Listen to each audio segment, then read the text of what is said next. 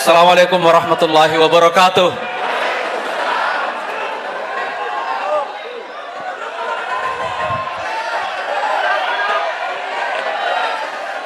Ini terlalu bergelora Pak Prabowo ini.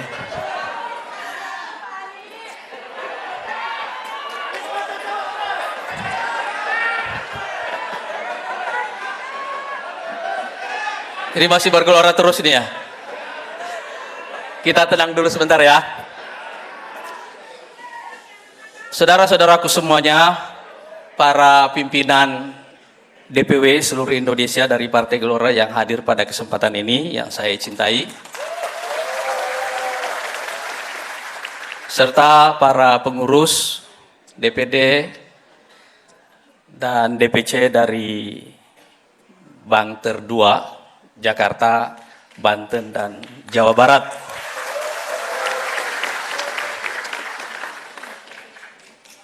Dan tentu saja tamu-tamu kita yang terhormat, dan secara khusus calon presiden kita Bapak Haji Prabowo Subianto.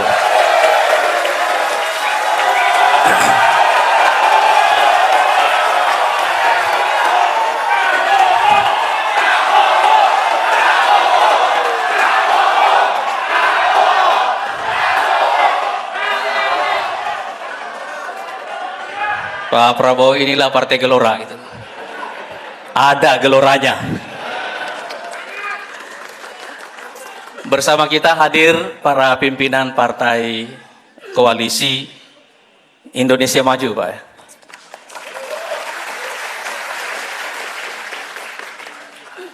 Ada Dr. Tahan Samuel dari Partai Golkar yang mewakili Pak Erlangga. Dan ada Pak Edi Suparno, Sekjen PAN. Dan ada Profesor Yusril.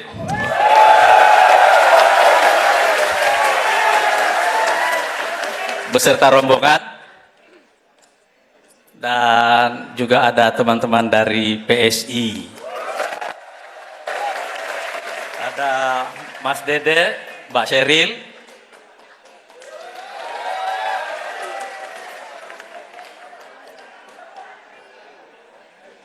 dan para pimpinan Partai Gerindra, Pak Sekjen, Pak Muzani, yang saya hormati, Pak Sugiono, Pak Fuad Bawazir, Pak Andre, dan yang lainnya. Semestinya acara deklarasi dukungan kepada Pak Prabowo Subianto sebagai calon Presiden Republik Indonesia 2024-2029 ini diadakan satu pekan yang lalu, tanggal 27 Agustus. Tapi ini ditunda ke hari ini karena berbagai kesibukan Pak Prabowo waktu itu.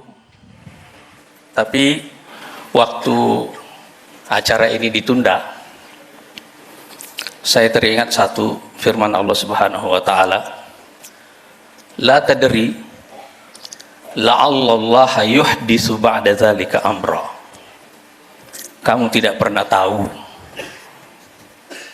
mungkin Allah akan menciptakan suatu peristiwa setelah itu.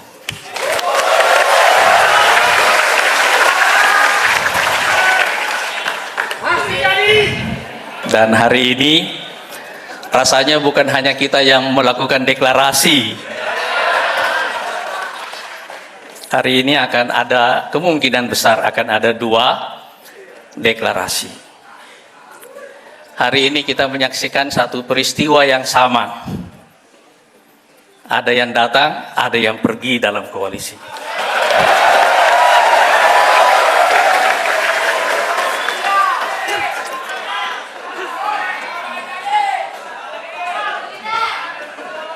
Tapi saya ingin mengatakan ke Pak Prabowo dan teman-teman partai koalisi lainnya, mudah-mudahan yang baru saja datang ini adalah sekutu yang bisa dipercaya dan bisa diandalkan.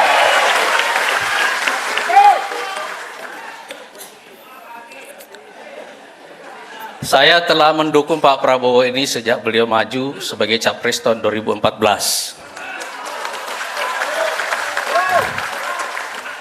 Lalu 2019.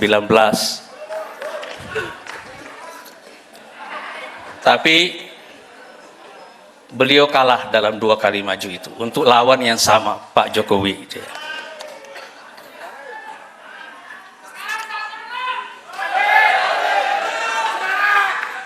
Waktu beliau kalah tahun 2019 yang lalu, kami di pimpinan Partai Gelora, tepatnya pada tanggal 6 Oktober 2019, datang bertemu dengan Presiden Jokowi. Kulo nuwun karena kita akan mendirikan Partai Gelora. Tapi pada waktu yang sama,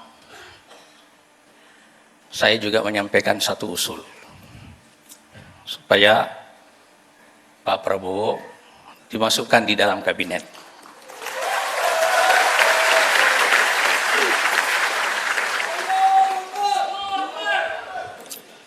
Saya bilang, Pak, ini periode kedua Bapak, dan akan ada krisis besar yang menimpa dunia.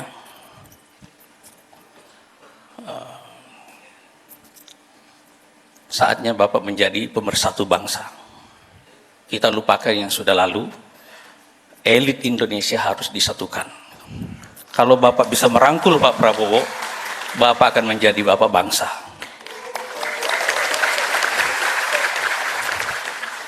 Saya percaya waktu beliau memasukkan Pak Prabowo dalam kabinet, tentu saja bukan karena semata-mata usulnya Partai Gelora, tapi itulah yang terjadi. Dan 2 tokoh ini memberikan kita satu pelajaran tentang bagaimana berjiwa besar.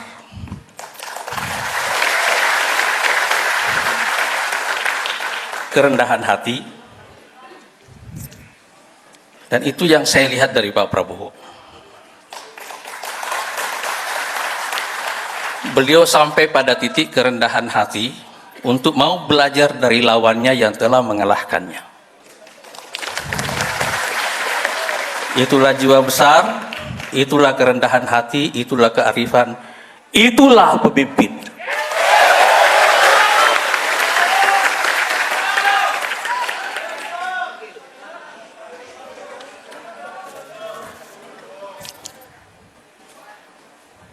Dan itu yang membuatnya sekarang saya mendukung beliau kembali.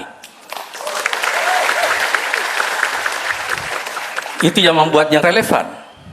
Karena pemimpin itu akan selalu relevan kalau dia bisa berkontribusi, dan apa yang membuatnya bisa berkontribusi adalah kalau dia selalu belajar.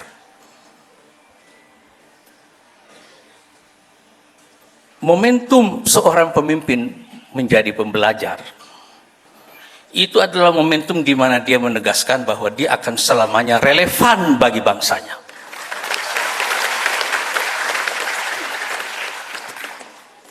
Kita Pak Prabowo bersama Pak Jokowi ini mengingatkan saya cerita tentang seorang pemimpin besar dalam sejarah Islam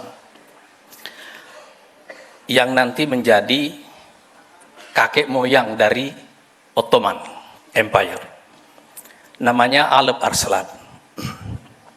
Alep Arslan ini adalah seorang pemimpin dan juga militer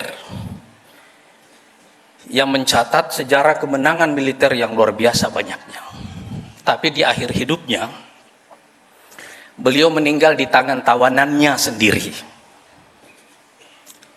Orang yang sudah ditawan sama dia memprovokasi Alep Arslan dan mengatakan, kamu pengecut, kamu mengalahkan saya dengan pasukanmu, tapi kalau kamu berani, ayo kita duel. Alep Arslan berdiri dan terprovokasi dengan itu. Lalu beliau mendekati orang ini, namanya Yusuf Al-Khawarizmi. Lalu tiba-tiba orang ini menikamnya, karena ternyata walaupun dirantai, tapi dia bawa pisau. 4 hari kemudian Alep Arslan meninggal. Sebelum meninggal, beliau bertanya kepada dirinya sendiri, kenapa bisa dia dibunuh oleh tawanannya? Kalau dibunuh dalam pertempuran itu oke gitu ya. Tapi dibunuh oleh tawanannya sendiri, kenapa bisa? Kenapa bisa? Itu yang dia tanyakan itu. Jadi beliau merenung dan sampai pada kesimpulan begini. Sebabnya adalah menurut beliau, ini pengakuannya sebelum wafat. Setelah begitu banyak kemenangan, beliau mengumpulkan pasukannya di Samarkand, sekarang Uzbekistan.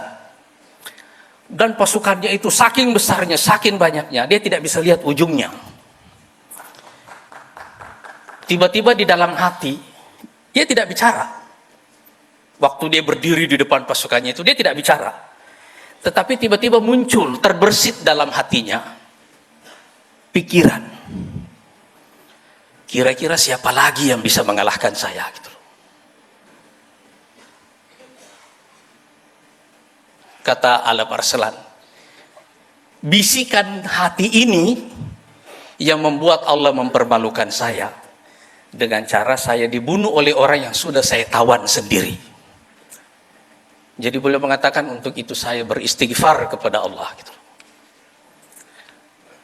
Pemimpin ini sudah akan wafat dan akan dicatat. Hari-hari ini rakyat Turki memperingati perang yang dipimpin oleh beliau hari-hari sekarang ini.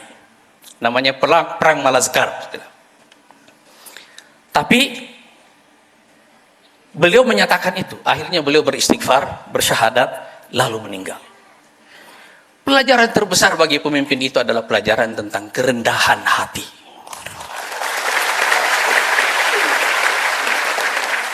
Pak Prabowo adalah orang yang kuat. Tapi sekarang saya mengenalnya dengan nilai tambahan baru dalam kepribadian beliau, yaitu orang kuat yang rendah hati.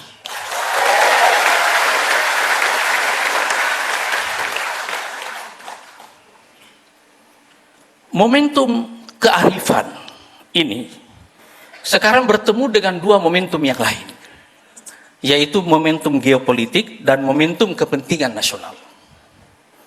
Sekarang ini kita hidup dalam masa transisi global yang sangat kacau, disebabkan oleh kegagalan tatanan global yang lama, disfungsi lembaga-lembaga internasional, konflik supremasi antara negara-negara superpower yang sekarang telah berkembang menjadi titik api di Eropa, titik api di Afrika, dan setiap saat bisa datang ke Asia Pasifik.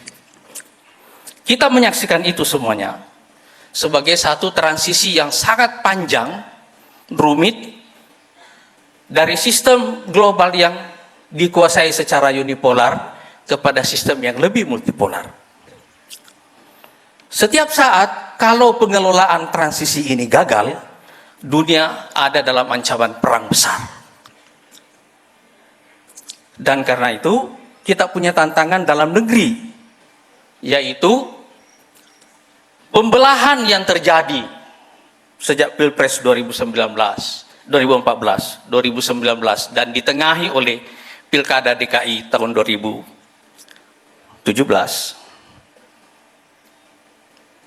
Kita menghadapi persoalan ini, persoalan pembelahan di dalam masyarakat kita, dan setiap saat apabila ada krisis ekonomi dan ada pemain global yang masuk, ancaman terbesar Indonesia adalah disintegrasi.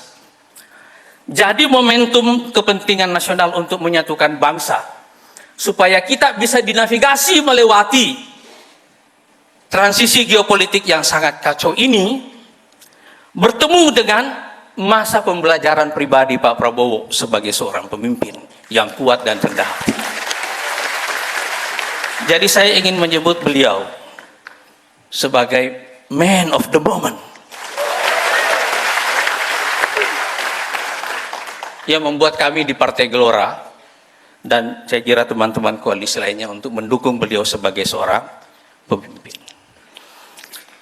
Partai Gelora ini partai yang lahir di tengah krisis. Dan karena itu lahir dengan satu mimpi, untuk menjadi solusi bagi krisis itu. Yang paling buruk dalam situasi politik kita adalah kalau kita tidur tanpa mimpi, bangun tanpa rencana. Jadi kita mencari sekutu. Sekutu yang bisa menavigasi Indonesia menjadi negara superpower baru dengan memanfaatkan transisi geopolitik yang rumit ini bukan sebagai ancaman tapi sebagai peluang. Dan itu sebabnya sekali lagi kami merasa bahwa deklarasi ini adalah perjodohan. Perjodohan antara Partai Gelora dengan Pak Prabowo dan juga teman-teman koalisi yang lainnya untuk mengantarkan Indonesia, menavigasi Indonesia melalui transisi geopolitik yang rumit. Mudah-mudahan di tengah krisis ini kita justru mendapatkan peluang untuk menjadikan Indonesia sebagai negara superpower. Deklarasi ini adalah permulaannya. Mudah-mudahan setelah ini insya Allah Pak Prabowo di tengah ketidakpastian format koalisi yang terjadi hari-hari ini, Pak Prabowo mendapatkan tambahan sekutu yang bisa dipercaya dan bisa diandalkan insya Allah. Pak Prabowo, saya ingin menyerahkan surat dukungan Partai Gelora kepada Bapak sebagai calon presiden, dan saya mengundang seluruh teman-teman DPW, ketua DPW untuk naik ke atas dan ketua-ketua bidang di DPN untuk menyerahkan bersama surat dukungan Partai Gelora kepada beliau.